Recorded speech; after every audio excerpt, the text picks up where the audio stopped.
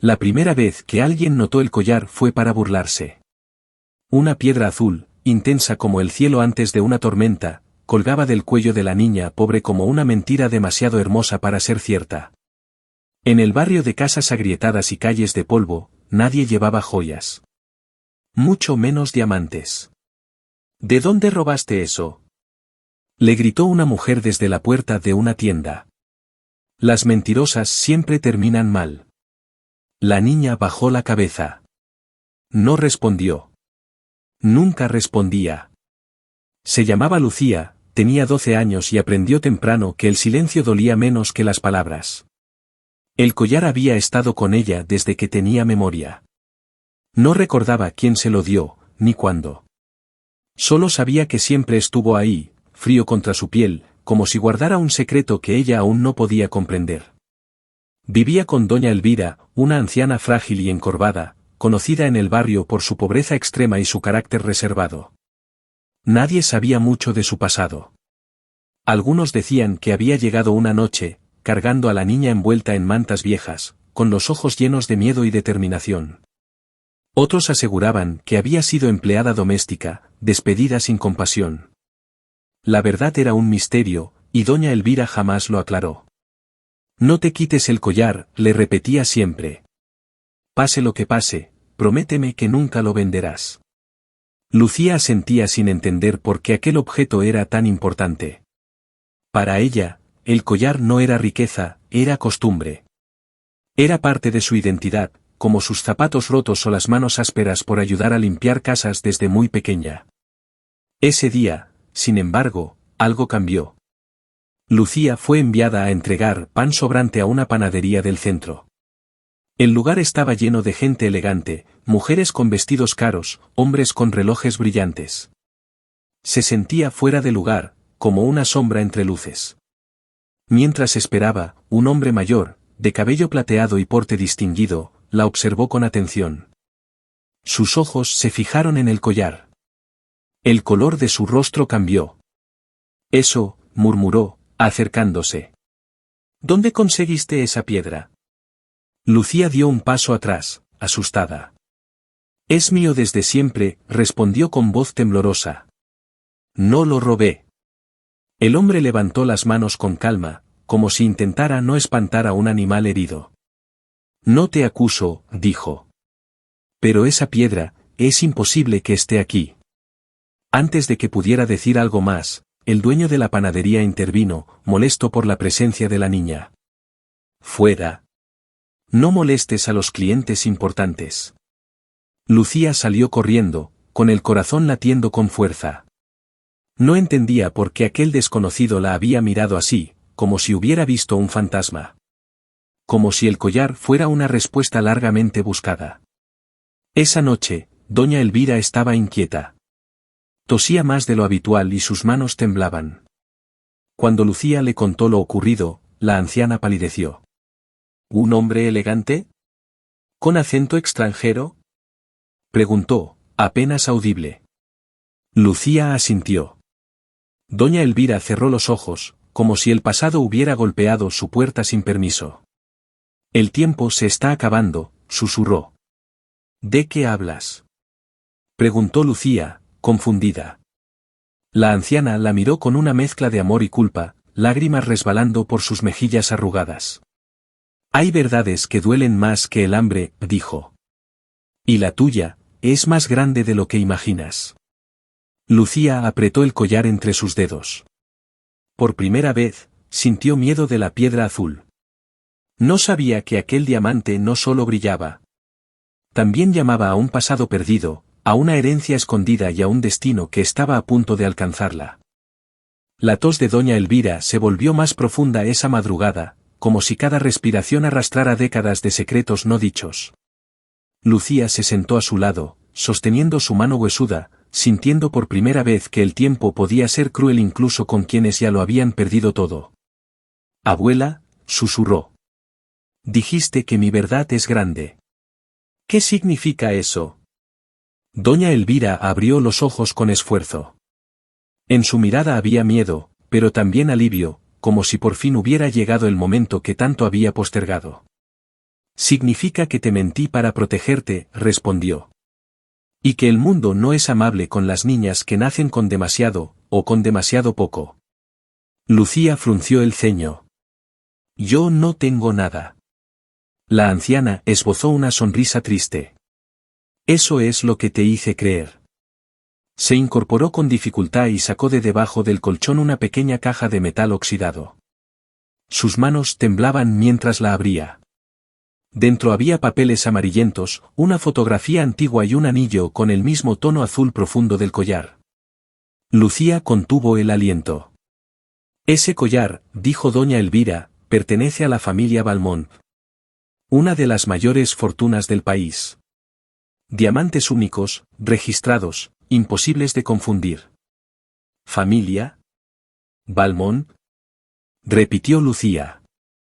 ¿Cómo los que salen en las noticias? La anciana asintió lentamente. Tú naciste Valmont. El mundo de Lucía se quebró en silencio. Negó con la cabeza, incapaz de aceptar aquellas palabras. No, dijo. Yo soy pobre. Tú eres pobre. Vivimos aquí, nadie nos quiere. Porque así debía ser, respondió doña Elvira con firmeza. La noche que te traje conmigo, hubo sangre, traición y ambición. Querían borrarte para quedarse con todo. Las lágrimas corrieron por el rostro de Lucía. ¿Quiénes? Doña Elvira apretó los labios. Tu propia familia. Le contó entonces la historia que había guardado durante 12 años, una niña nacida en una mansión rodeada de jardines, heredera directa de una fortuna incalculable. Una madre que murió demasiado pronto. Tíos y socios que vieron en aquella bebé un obstáculo. Un accidente provocado. Un incendio. Y una huida desesperada. Yo era la guardiana, dijo. La única que se negó a venderte. Lucía sintió náuseas. Todo lo que creía saber de sí misma se derrumbaba. ¿Y ese hombre de la panadería? El rostro de doña Elvira se tensó. Si te vio el collar, entonces ya empezaron a buscarte. Un golpe seco sonó en la puerta. Ambas se sobresaltaron. Elvira. Gritó una voz masculina desde afuera. Abra, por favor. Doña Elvira palideció. Nunca te quites el collar, repitió. Y si algo me pasa, confía solo en quien conozca la piedra azul. Lucía se levantó, temblando. ¿Quién es? La anciana cerró los ojos.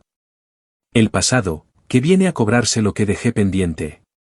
El golpe volvió a sonar, más fuerte. Lucía sintió que su vida estaba a punto de cambiar para siempre.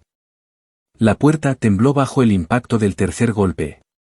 No fue violento, pero sí firme, decidido, como si quien estuviera del otro lado supiera exactamente qué había detrás de esa madera vieja y agrietada.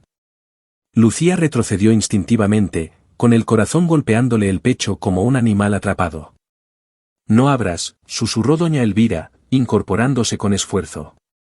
Pase lo que pase, no abras. Pero ya era tarde. La cerradura giró con un chasquido seco. La puerta se abrió apenas unos centímetros, lo suficiente para dejar entrar la figura de un hombre alto, de traje oscuro, demasiado elegante para ese barrio olvidado. Sus zapatos brillaban como si jamás hubieran pisado barro. Sus ojos, fríos y calculadores, recorrieron la habitación hasta posarse en el cuello de Lucía. El azul del collar brilló. El hombre sonrió.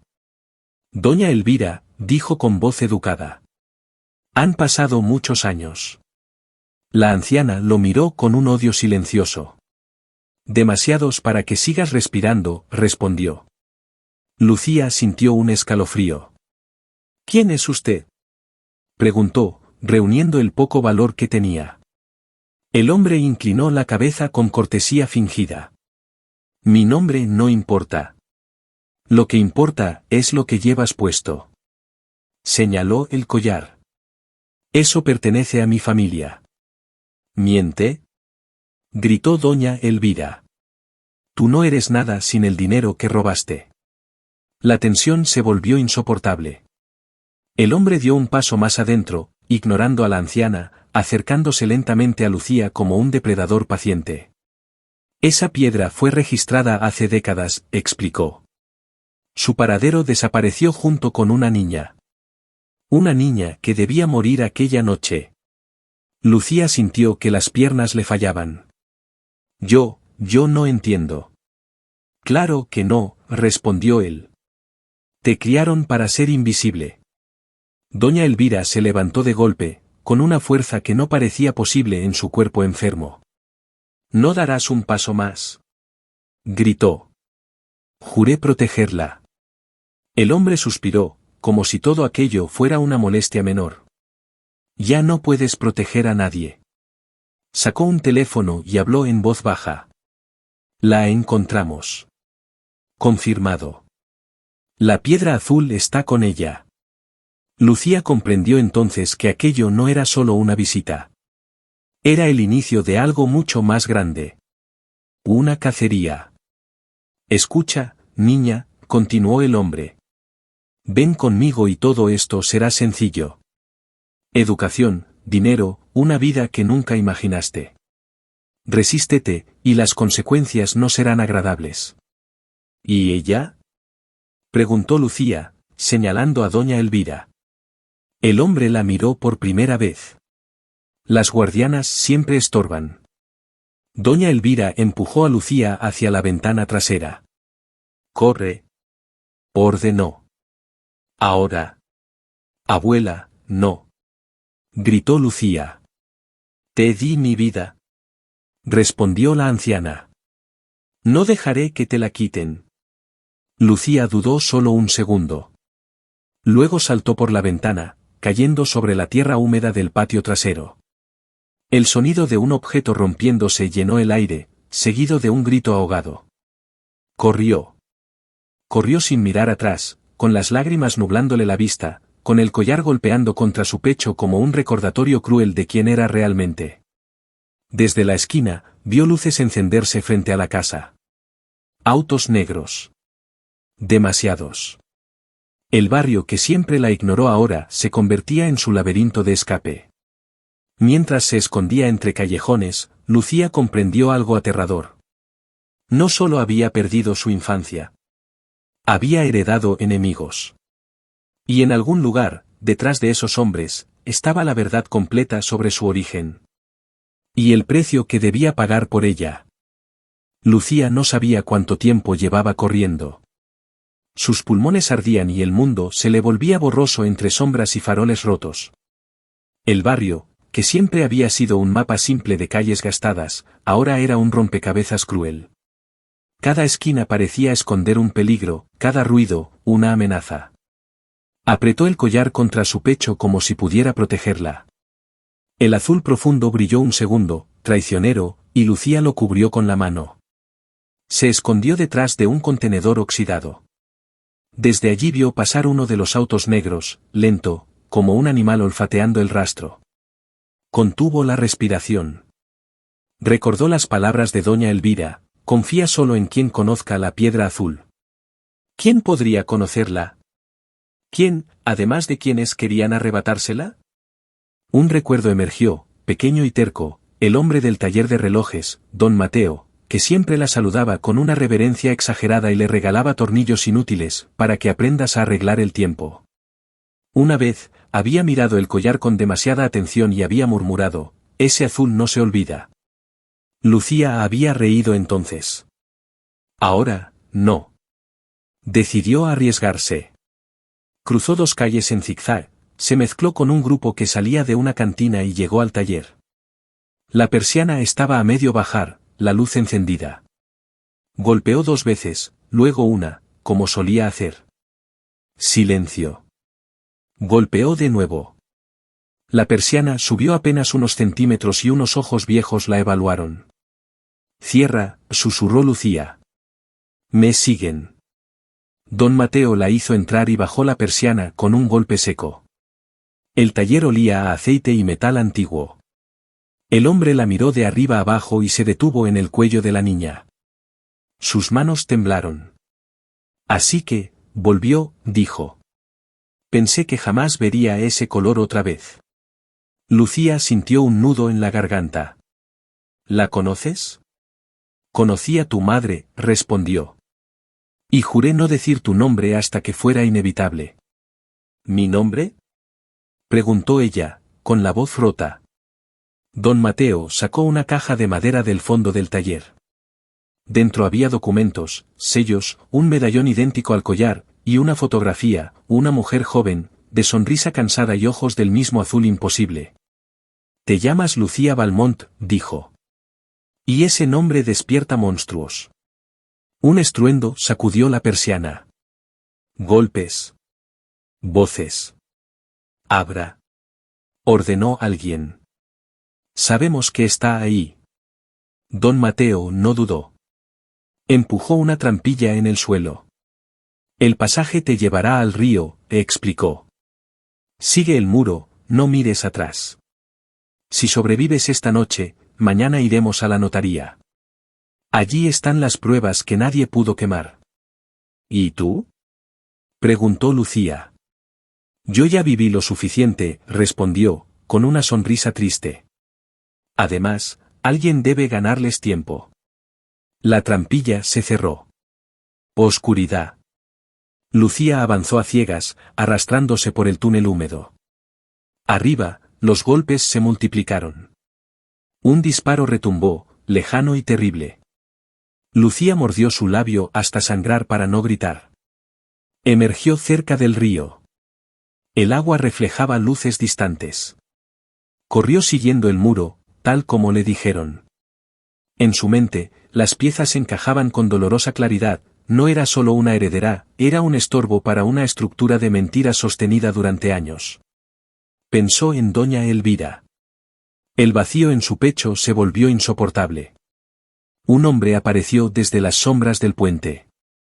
Lucía se detuvo, preparada para huir. Pero él levantó las manos. No te haré daño, dijo. Si llevas la piedra azul, entonces te debo lealtad. ¿Quién eres? Preguntó ella. Alguien que falló una vez, respondió. Y que no piensa fallar de nuevo. Desde la orilla opuesta, sirenas. Pasos. El hombre señaló un bote atado. Sube. El río también sabe guardar secretos. Lucía dudó un segundo. Luego subió. Mientras el bote se alejaba, comprendió que su vida anterior había terminado. La niña pobre había muerto esa noche. En su lugar, nacía alguien que debía aprender a sobrevivir, y a reclamar lo que le pertenecía. En la distancia, el taller ardía. El río avanzaba lento, oscuro, como si arrastrara siglos de secretos en silencio. Lucía permanecía rígida en el fondo del bote, abrazando sus rodillas, mientras el hombre remaba con movimientos precisos. Cada sonido del agua contra la madera parecía un latido más de su propio corazón. ¿Cómo sabes quién soy? Preguntó ella al fin, con la voz quebrada. El hombre no dejó de remar. Porque yo estuve allí la noche en que todo se perdió. Lucía lo miró con desconfianza. La luna iluminó parcialmente su rostro, cicatrices antiguas, ojos cansados, pero no crueles. Mi nombre es Samuel, dijo. Fui el jefe de seguridad de la familia Valmont. Juré protegerlos, y fallé. El bote tocó la orilla en una zona cubierta de juncos. Samuel lo amarró y ayudó a Lucía a bajar. A lo lejos, se oían sirenas y voces apagadas. La ciudad seguía viva, indiferente. Tu madre, continuó, descubrió que su propio hermano planeaba declararte muerta para quedarse con todo. Cuando intentó denunciarlo, la traición ya estaba sellada. Lucía sintió que el aire le faltaba. ¿Mi tío intentó matarme? Samuel asintió. Provocaron el incendio. Dijeron que no hubo sobrevivientes. Doña Elvira te sacó de entre las llamas mientras yo distraía a los hombres. Ella fue más valiente que todos nosotros juntos. Las lágrimas cayeron sin control. La dejé atrás. Te salvó para eso, respondió Samuel con suavidad. Para que vivieras. Caminaron hasta una pequeña casa de madera, escondida entre árboles. Dentro, Samuel encendió una lámpara de queroseno. Sobre la mesa había carpetas, documentos sellados, discos duros antiguos y un cofre de metal. Aquí está todo, dijo. Testamentos, registros del diamante azul, pruebas de lavado de dinero. Suficiente para derribar a los Valmont que traicionaron su nombre. Lucía observó los papeles, abrumada. Yo no sé hacer nada de esto. Aprenderás, respondió Samuel. Pero primero, debes saber algo más. Abrió el cofre. Dentro había una carta, cuidadosamente doblada, con una letra elegante. Es de tu madre, dijo. La escribió por si no sobrevivía. Lucía tomó la carta con manos temblorosas. Leyó en silencio. Cada palabra era una caricia y una herida al mismo tiempo. Amor. Culpa. Miedo. Esperanza. Si estás leyendo esto, significa que el mundo no fue justo conmigo, pero aún puede serlo contigo. No reclames la fortuna por venganza. Hazlo para que nadie vuelva a pasar por lo que tú pasaste. Lucía cerró los ojos. Por primera vez, no sintió solo dolor, sino una determinación nueva, ardiente. Un ruido afuera los sobresaltó. Luces se filtraron entre los árboles. Nos encontraron, murmuró Samuel. Son más rápidos de lo que pensé. Le entregó un teléfono. Hay un contacto guardado. Notaría central. Mañana a primera hora. Si llegas, el mundo sabrá quién eres. ¿Y tú? Preguntó Lucía. Samuel tomó una pistola del cajón. Alguien tiene que retrasarlos. Hoy, mañana, el tiempo suficiente. Lucía negó con la cabeza. No quiero que mueras por mí. Samuel sonrió con tristeza. No muero por ti. Vivo, por fin, haciendo lo correcto. La empujó hacia la puerta trasera. Corre, Lucía Valmont. No como heredera, sino como dueña de tu verdad.